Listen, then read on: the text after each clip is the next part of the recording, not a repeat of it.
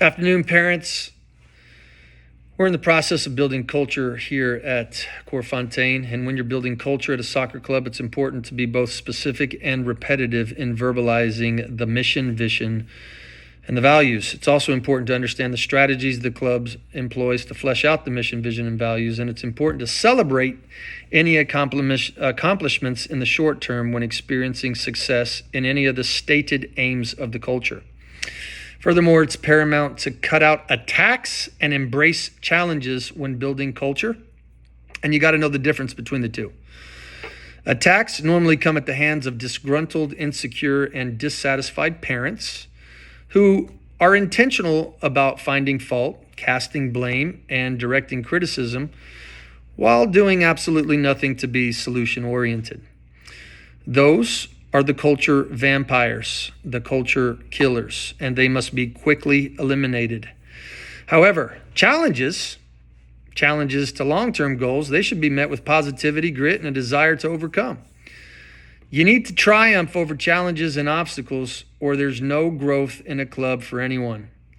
No growth for parents, no growth for players, no growth for coaches, families. If the process is bought and handed to us, we won't succeed.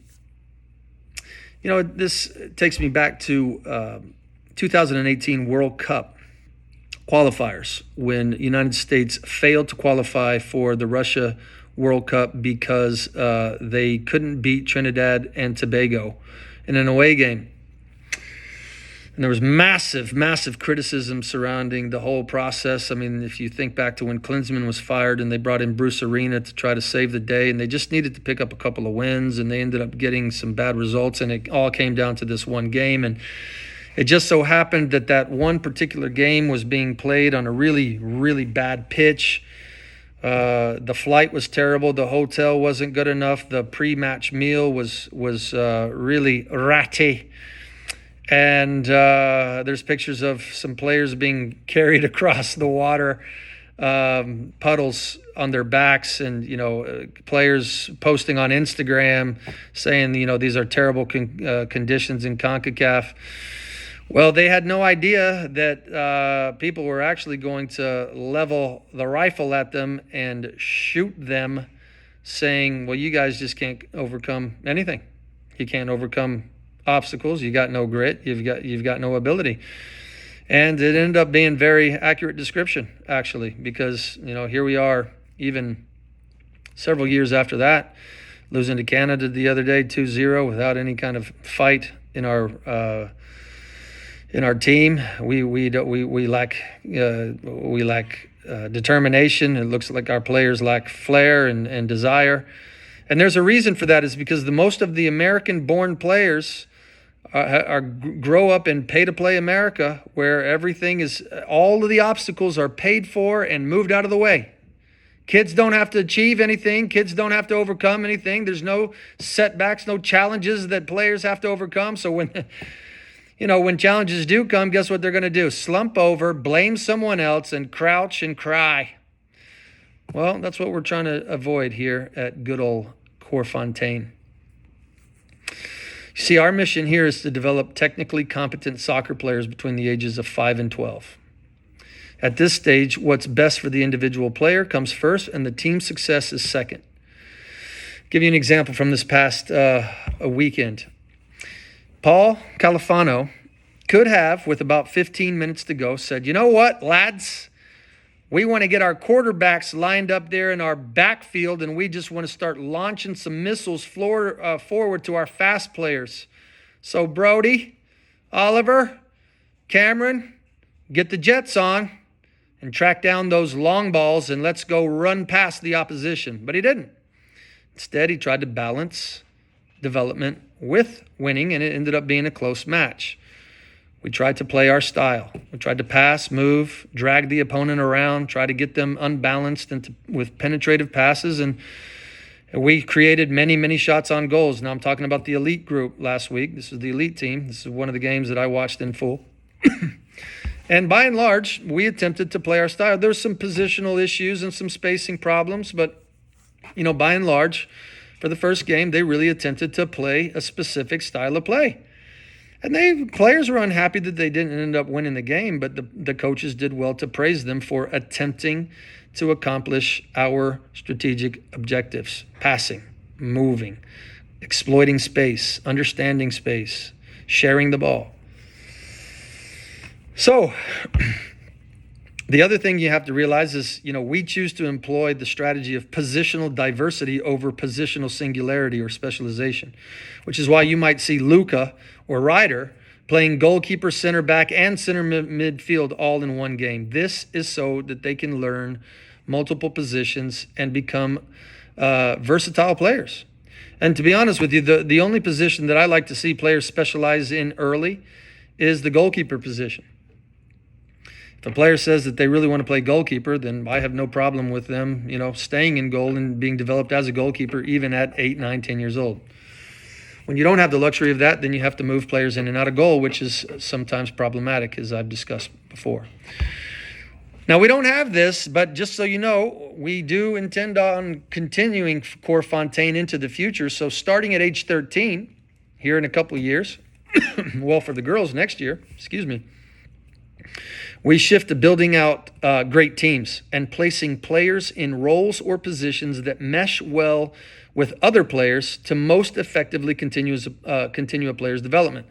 So at this stage, we prioritize team success because by this stage, their cognitive development allows for them to be able to perform technical actions in conjunction and in relation to a team objective. By this age, almost everything the coach is requiring of players, technically, short of, let's say, long-range passing,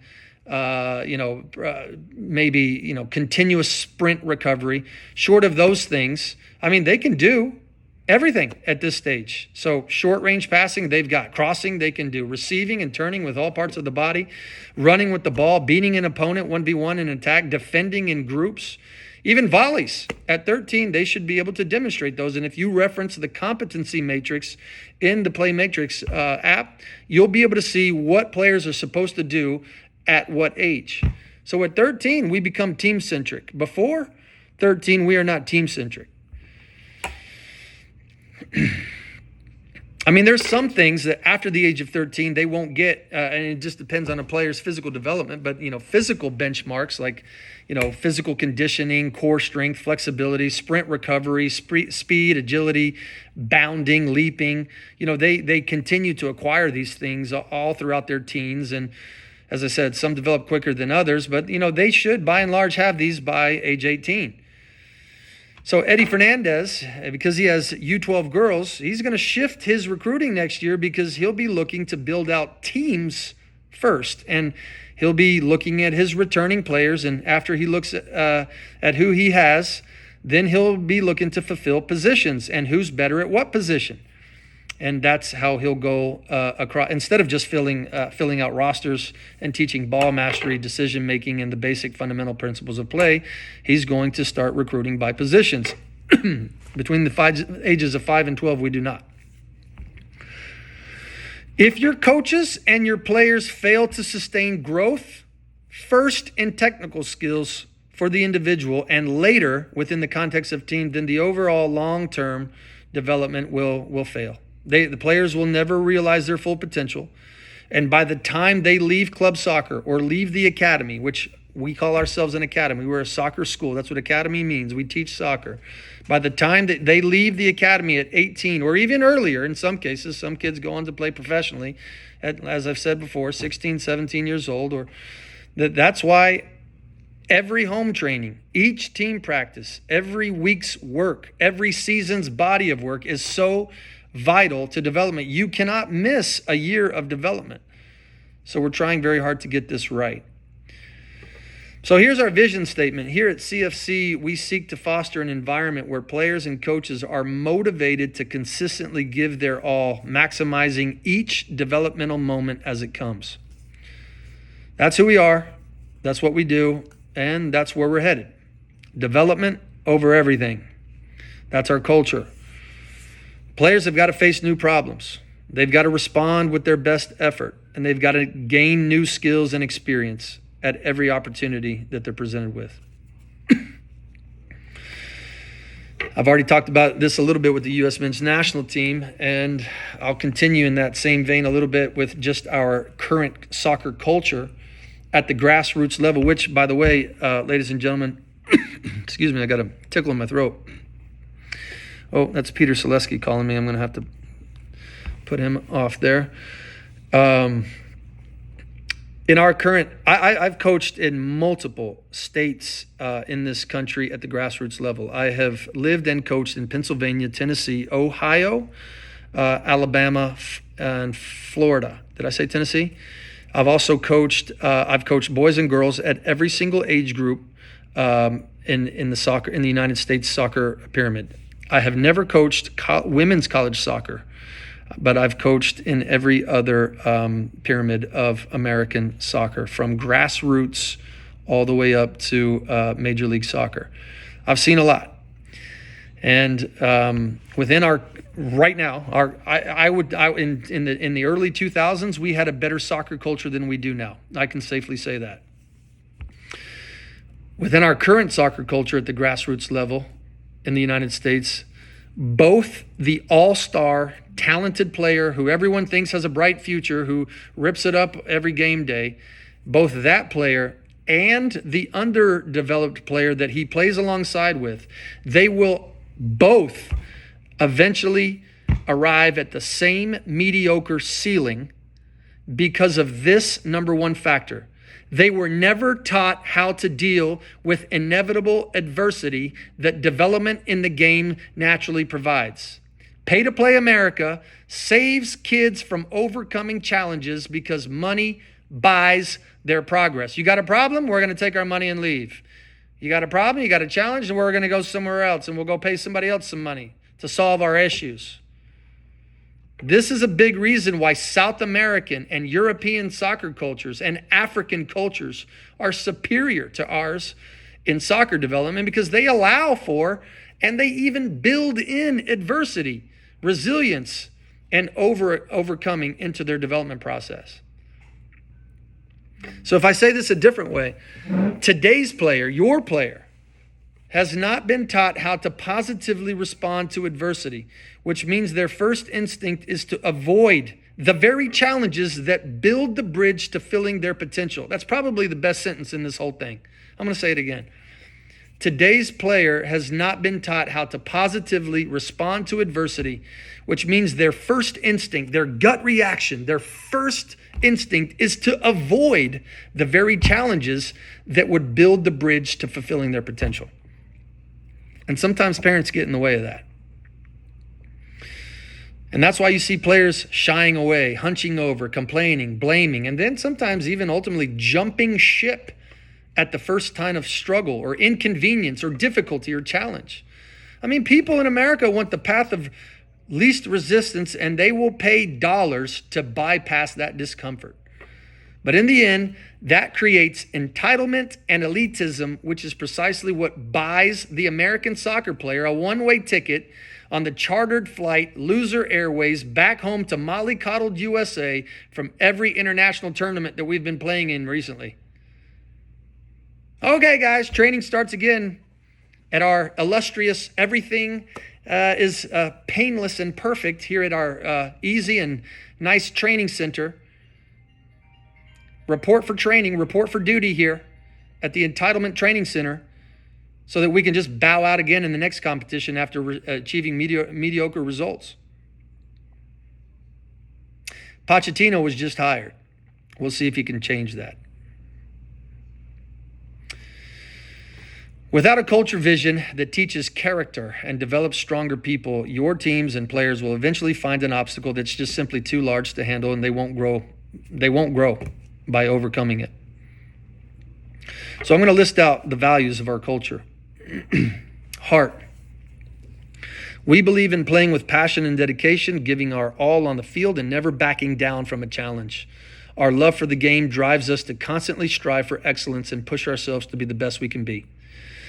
Humility. We approach every match with a humble attitude, understanding that there is always room for growth and improvement. We value the lessons learned from both wins and losses, and we always seek to learn from our experiences to become better players and teammates. Effort. We give 100% in every training session and game, consistently putting in the work to improve our skills and fitness. We understand that success is earned through hard work and dedication, and we are committed to giving our best effort in everything we do. Ambition. We set high goals for ourselves, and we constantly strive to achieve them, and we believe in dreaming big and pushing the boundaries of what's possible, always aiming to reach new heights and challenge ourselves to be better than we were yesterday. Respect. We treat our opponents, our teammates, our coaches, and the referees with respect, both on and off the field. We value sportsmanship, we value fair play, and we strive to uphold the values of integrity and respect in everything that we do. Teamwork. We understand that success in soccer is a team effort, and we work together seamlessly to achieve our goals. We communicate effectively. We support each other both on and off the field. We trust in our teammates to do their part in order to achieve success as a collective unit. We show up to do our job. Personal responsibility. We believe in taking ownership of our actions and decisions, even if they're mistakes, both on and off the field. We understand that our individual contributions have a direct impact on the success of the team, and we hold ourselves accountable for our performance and behavior. So just to give you a little bit of an insight, those values will be up on the Team Matrix, Play Matrix site as well, so you can reference those. Just to give you a little bit of an inside track on what we do here at Coeur-Fontaine week in and week out. Every week I provide a training curriculum.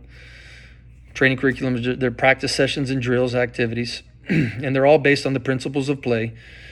I give those to the coaches so that they can then teach the players. The principles of play are the fundamental strategies that a player and team uses to effectively adapt to any tactical situation during a game. They consist of concepts that coaches use to focus their team's objectives and to evaluate the performance of their players on the field.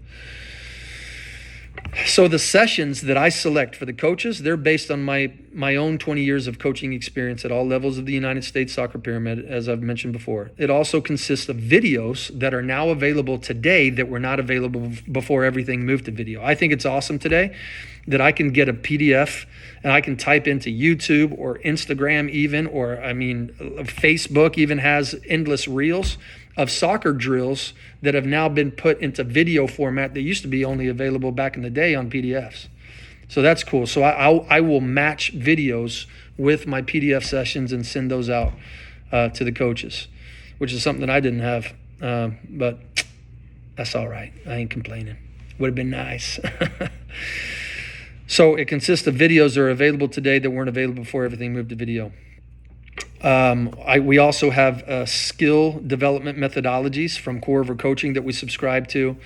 We have a thing called My Personal Football Coach, which is a units of ball mastery that I send out to the coaches. We have PDFs, training sessions from the French and Croatian National Youth Football Federations, as well as the FIFA Training Center.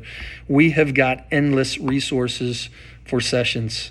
The coaches, and my job is to hold the coaches to delivering the content of those sessions in ways that the kids can understand. Each day, the coaches will get an email from me with those PDFs and videos, and then I'll send a voiceover message clarifying the sessions, and then I'll be on call for them to ask questions during the day. This goes on every single practice day. If they need to discuss modifications in terms of field size, and obviously field size is an issue for us because we're all on one field, and they need to address team-specific needs with me and accommodations, I'm on call for that as well. If the coaches aren't spending a minimum of 30 minutes evaluating their session, going over their session, and if they're not letting me know of any challenges or hangups they have in fleshing out that system, then that's on them. And it's my job to hold them accountable to that. I mean, they're letting me and ultimately your players down.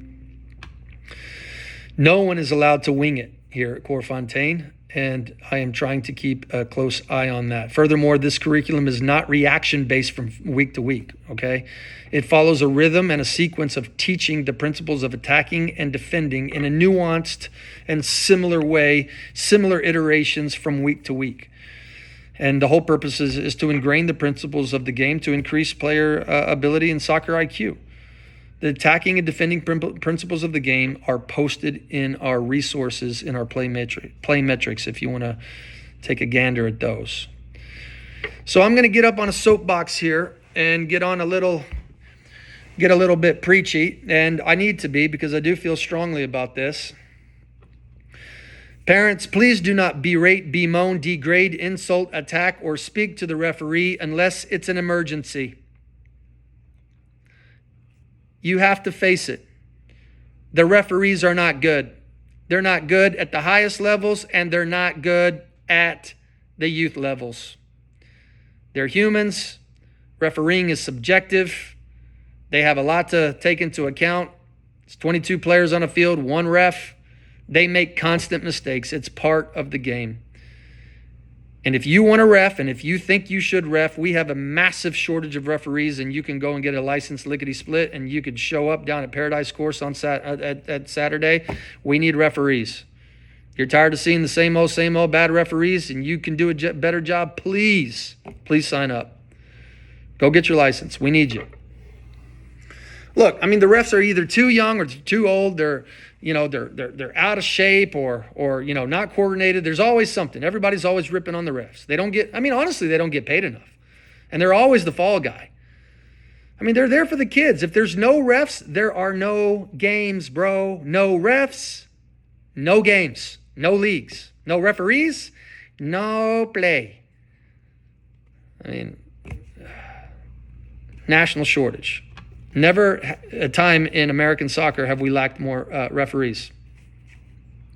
Refs don't want to come out there and just take crap from parents. I mean, people are out there taking out the angst of their marriage, the stress of their jobs, the parenting dysfunctions in their home, your political dissatisfaction, your hangover, the regret of your athletic accomplishments, everything else. I mean, it all comes out for some reason on the refs, and everybody can see it.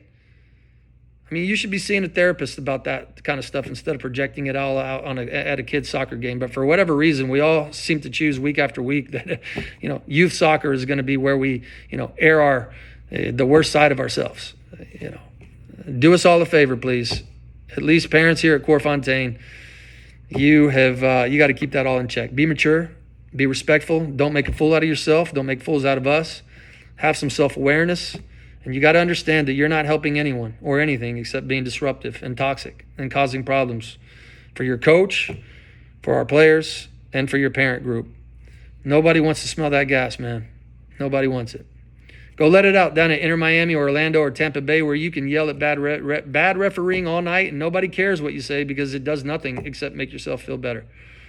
Please, I'm not going to get on this soapbox again. But I wanted to ramble on a bit because we can't have that. Unless it's an emergency that the referee is not seeing something, the safety of the issues of the players, don't yell at them. Coaches will be instituting a disciplinary procedure for disrespect, goofing off, and disrupting the session. This is to reinforce our values of respect, personal responsibility, humility, and teamwork. We are not a daycare.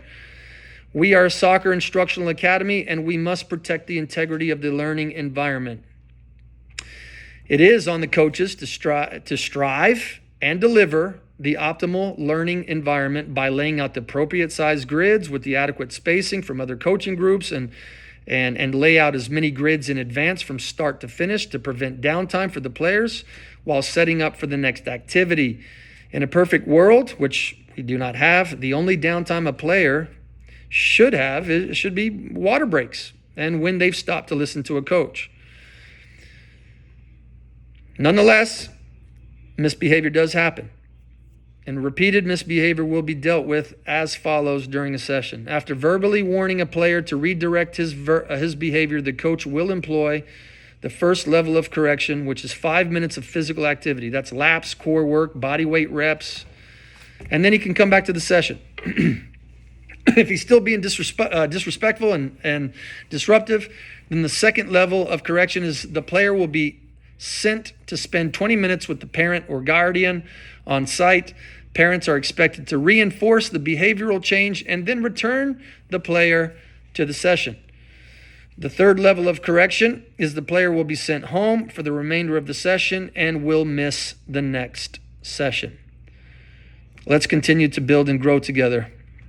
Each week, I will try to bring you similar Inside Edition content, shorter, of course. It always gets shorter as the season goes on. But I will strive to bring you this week in Core Fontaine content, and I'll try to keep you updated on all of these pitch-related CFC things. Thanks for listening, guys. Enjoy the day.